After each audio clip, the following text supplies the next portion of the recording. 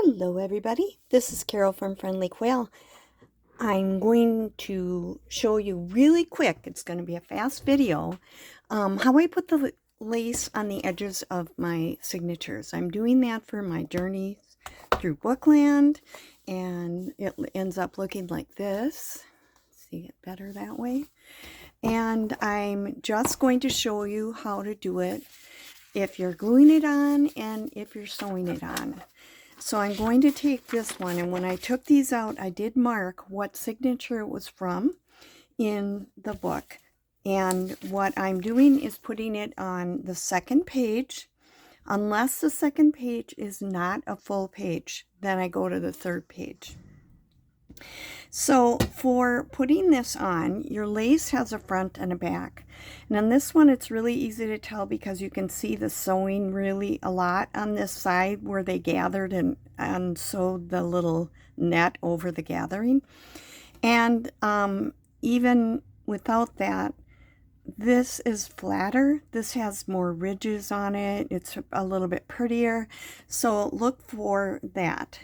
I used Fabri-Tac, and I am going to glue it on before I sew it. It works fine for me. And so I'm just going to run some glue along the edge. Okay. And then I very carefully, and I cut this longer than the page, I'm very carefully going to put it on, and I'm kind of watching where I can see a little bit of the page underneath where the sewing is so that they're all the same. And I'm going to make sure that when I get to the end, I'm not curving in because it is kind of curvy. So I just start. It takes just sometimes a minute or so to hang on really well.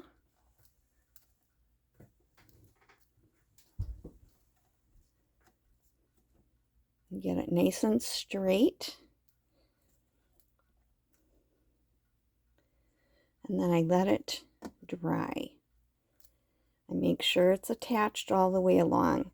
You know, if you're just going to glue it, then you just cut off your edges like I'll show you with the sewing part so that it's even with the end.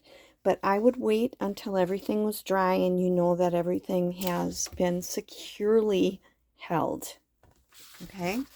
Now, if you're going to sew it, I took mine to my machine and I zigzagged down here. Now, normally when you sew, you do a back stitch to hold it in place. I don't do that when I'm sewing this on because it bulks it up. But then you have to tie off the ends. So my sewing actually starts on the paper and ends on the paper. And then this part that I'm going to be cutting off has no sewing on it. So what you do is you pull your top thread, and the bottom thread will pop up. It'll be a little loop under or over the one that I pulled on. I'm going to have to see if I can find it. Nope, that's this one. So the loop is this one. Didn't get it yet.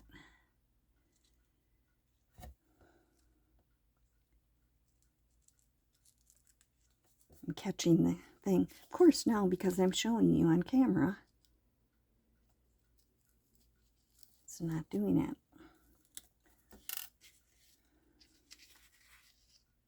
There we go.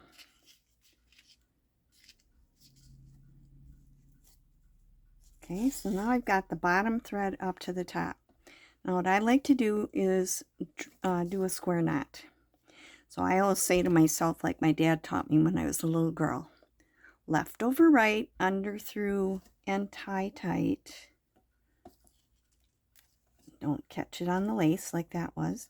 And then I started with left over right, so now I do right over left, under through, and tie tight.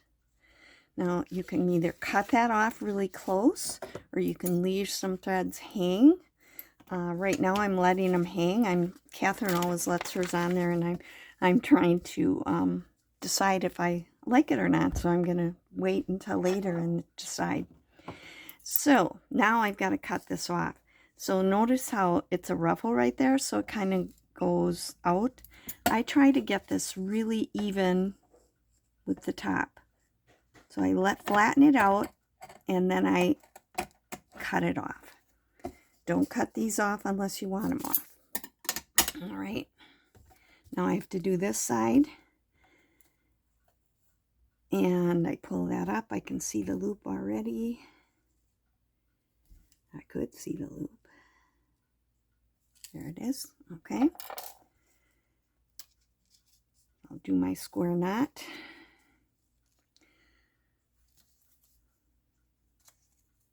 Left over right.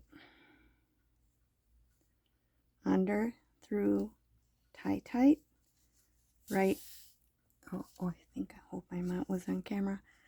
Right over left. The threads are fine, so you can't see it. Under, through, tie tight. Those knots hold better than if you just do a regular knot and do the same knot again, without switching right over left, left over right, that type of thing. Okay, so now I'm going to get this one and cut it even with the page. Okay, and then that one's done. There's one more thing I like to do. Here's my stitching on the back. When you stitch it, you're on paper especially, it pokes through the paper when it makes the hole. And this can be a little rough edged. So I just take my bone folder and I just kind of run it over that. And that makes those little bumpies lie down and it feels much smoother now. So that's your last step. And then you've got your lace on your page. So I will sew this one before I put everything in. But this was number 6.